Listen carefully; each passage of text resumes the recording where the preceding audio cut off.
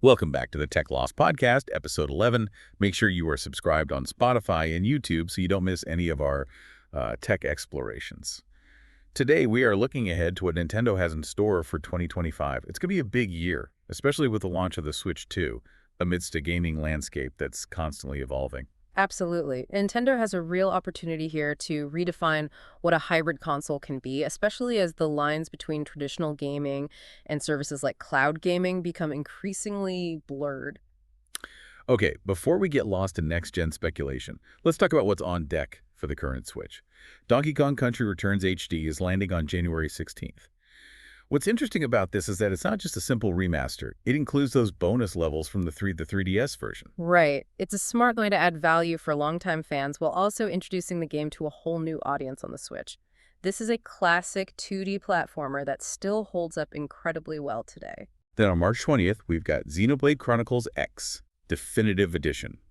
Finally, the entire Xenoblade Chronicles series will be playable on a single Nintendo console. And this isn't just a port either. Enhanced visuals and additional story content make this a must-have, even for players who experienced the original on the Wii U. Now let's talk about some of the titles with less concrete release dates. Pokémon Legends. ZA is taking us back to the Kalos region, specifically Lumio City, with a focus on an urban redevelopment plan. Plus, Mega Evolution is making a comeback. Do you think this signals a shift in the Legends formula? It could be. Focusing on urban development might mean a less open world than we saw in previous Legends games, and the return of Mega Evolution suggests they might be leaning into fan service and a more competitive scene. The long-awaited return of a certain top-hatted gentleman is also on the horizon. Professor Layton and the New World of Steam is launching sometime in 2025. What kind of puzzle-solving adventures do you think await us? Well, the title hints at a steampunk setting, which could open up some really creative puzzle mechanics and a visually unique world. It'll be interesting to see how they evolve the formula while retaining the core charm of the series. And of course, we can't forget Metroid Prime 4, Beyond, finally launching in 2025. The latest trailer looks incredible. I think this is a strategic move by Nintendo. By releasing a visually stunning game like Metroid Prime 4 on the current Switch, they're demonstrating the console's capabilities and subtly building hype for what the Switch 2 might be capable of. That's a great point. It creates a sense of anticipation and leaves players wondering, if this is possible on the current hardware, what will the next generation bring? Exactly. Speaking of the Switch 2, Nintendo has confirmed they'll be sharing more details in the first quarter of 2025. We know backward compatibility is a go, so no worries about leaving your game library behind. But the big questions remain. The official name, the price point, the launch lineup. What do you think will be the biggest selling point for the Switch 2? While backward compatibility is crucial, I think the key will be innovation. What new feature will set the Switch 2 apart? Will they lean into VR or AR? Will we see significant advancements in processing power, allowing for even more graphically impressive games? Or perhaps they'll focus on a completely new way to play. It's exciting to think about the possibilities. A new 3D Mario game seems like a given for a launch title, especially with 2025 marking the 40th anniversary of Super Mario Bros. Absolutely. And instead of just a graphical upgrade, I'd love to see them experiment with new gameplay mechanics, perhaps incorporating elements of open-world design or even user-generated content. And what about a new Mario Kart? It's been over a decade since a truly original entry in the series. And imagine the possibilities if they leverage the Switch 2's power to create dynamic, evolving racetracks, or even integrate VR for a truly immersive racing experience. That would be a game changer. And I think Mario Kart is the perfect franchise to showcase the Switch 2's capabilities to a wide audience. Of course, The Legend of Zelda is another franchise that fans are eagerly awaiting. Will we see a Breath of the Wild remaster running at a buttery smooth 60 FPS? Or perhaps a complete reimagining of a classic title, like Ocarina of Time, taking full advantage of the new hardware's potential? I think both are possibilities. Nintendo has shown a willingness to revisit their classic franchises, and The Legend of Zelda has a rich history ripe for reimagining. I'm also excited about the potential for brand new IPs. Nintendo has a knack for surprising us with fresh ideas, so I'm hopeful we'll see a new franchise debut alongside the Switch 2. Something completely unexpected that pushes the boundaries of what we think a Nintendo game can be. New IPs are essential for any platform's long-term success. They inject fresh energy into the ecosystem and demonstrate the creative potential of the hardware. It'll be fascinating to see what Nintendo's talented developers come up with. And remember, the original Switch isn't going anywhere. Nintendo has assured fans that they're committed to supporting the current console with new game releases, updates, and online services. This is a smart move. The Switch has been an enormous success for Nintendo, and they're not going to abandon that player base overnight.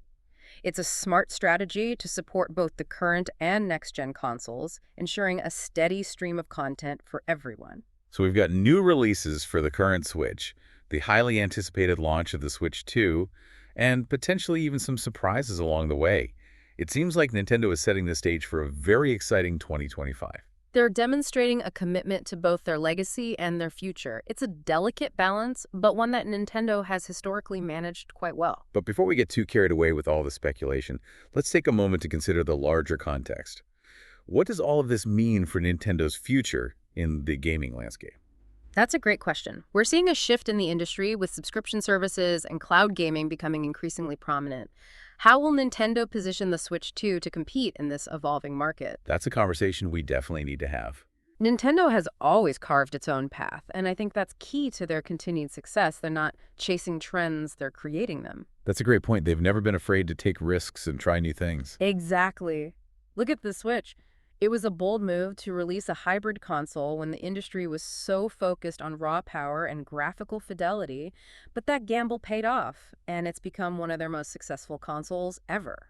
I think that speaks to their understanding of what players truly want. Yeah. It's not always about having the most powerful hardware. It's about creating fun, engaging experiences that can be enjoyed anytime, anywhere. And let's not forget about their incredible first-party studios.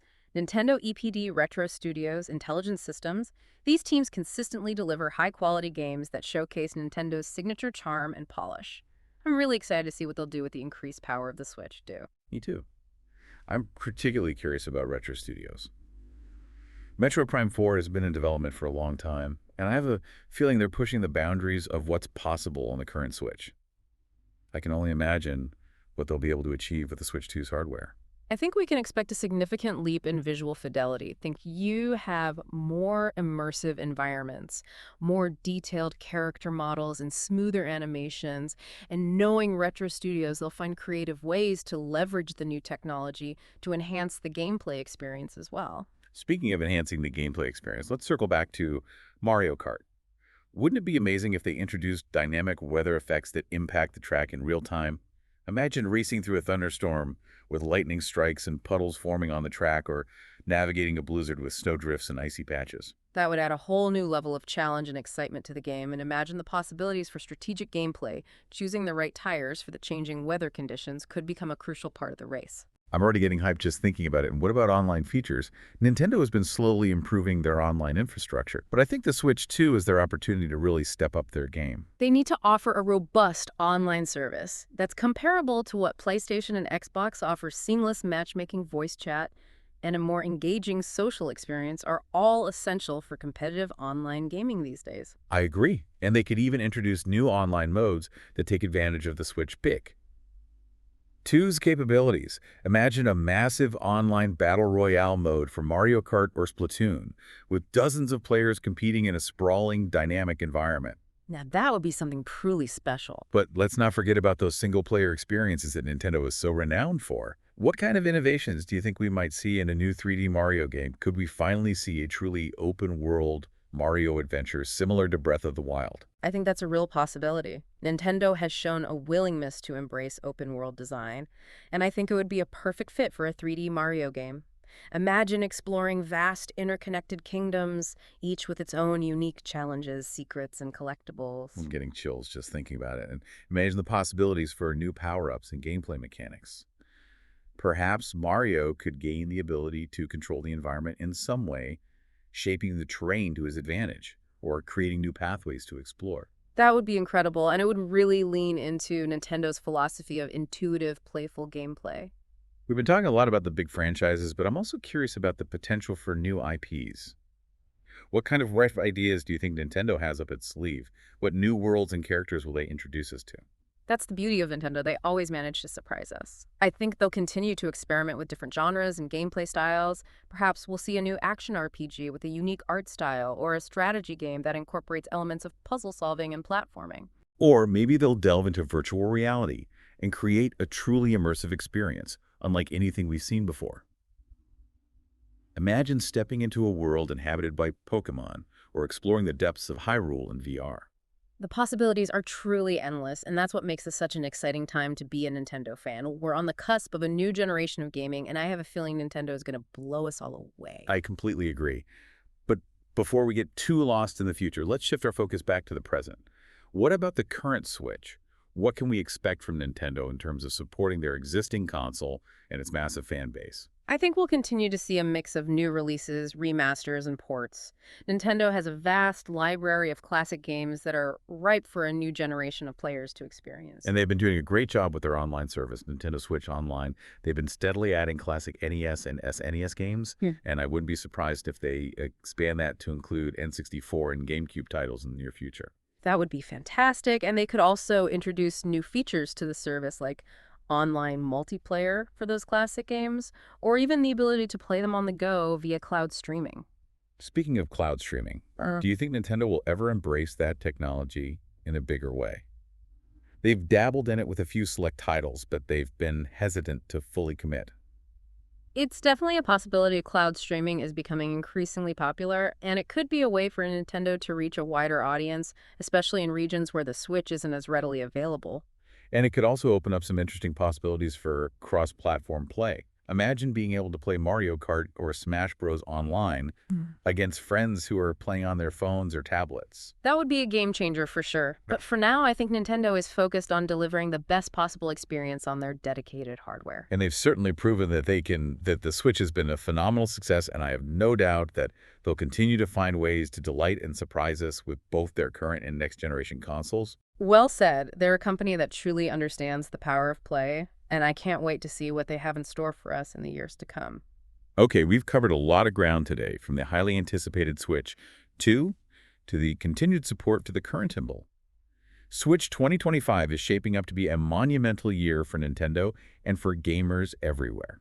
It's an exciting time to be a part of the Nintendo family, and with their unwavering commitment to creativity, innovation, and fun, I have no doubt that they'll continue to push the boundaries of interactive entertainment. Well said. And that's our look into what we can expect from Nintendo in 2025. It's interesting to consider how Nintendo's approach might evolve as the gaming landscape shifts. Right, with subscription services. And cloud gaming becoming more prominent. There's definitely pressure to adapt. But I think Nintendo's strength lies in their unique identity. They've never tried to compete solely on power or specs. Exactly. They focus on creating experiences you won't find anywhere else. Like with the Switch's hybrid design. That was a game changer. And I expect them to push boundaries further with the Switch too. Speaking of pushing boundaries, we've touched on VR. But what about augmented reality? Could we see Nintendo dipping their toes into the AR world? I wouldn't rule it out. Imagine a Pokemon Go-style game that utilizes AR to bring Pokemon into your living room. Or a Mario game where you can build levels in your own backyard. That would be incredible. It would tap into Nintendo's knack for blending the physical and digital worlds. And don't forget their forays into theme parks and retail stores. They're creating immersive experiences that extend beyond the screen. Right. Super Nintendo World is expanding to Florida with the new Donkey Kong Country section. That's huge. It shows they're serious about creating entertainment destinations. But with all these ventures, it's important to remember that Nintendo's core remains in gaming. What do you think is their biggest challenge in that realm? Managing expectations for the Switch, too. The hype is already building, and they'll need to deliver something truly special. Agreed. They need to strike a balance between innovation and familiarity. While introducing groundbreaking features, they can't alienate their core audience. And they need to navigate a market dominated by powerful competitors like Sony and Microsoft. It's a tough challenge. But I have faith in Nintendo's ability to adapt. They've always found a way to succeed. They have a knack for understanding what players want even before they know it themselves. Well said. I think Nintendo is in a great position to thrive in 2025 and beyond. They've got the talent, the vision, and the passion to continue delivering amazing gaming experiences. I couldn't agree more. It's an exciting time to be a Nintendo fan. So there you have it, our 2025 outlook for Nintendo. From the Switch 2 to new IPs and immersive experiences, it's clear they're going all in on entertainment. We're in for a wild ride. Buckle up. Don't forget to subscribe to the TechLoft Podcast on Spotify and YouTube for more insightful discussions on the world of technology and gaming. And be sure to visit us at thetechloft.com for all the latest news reviews and features. Thanks for listening.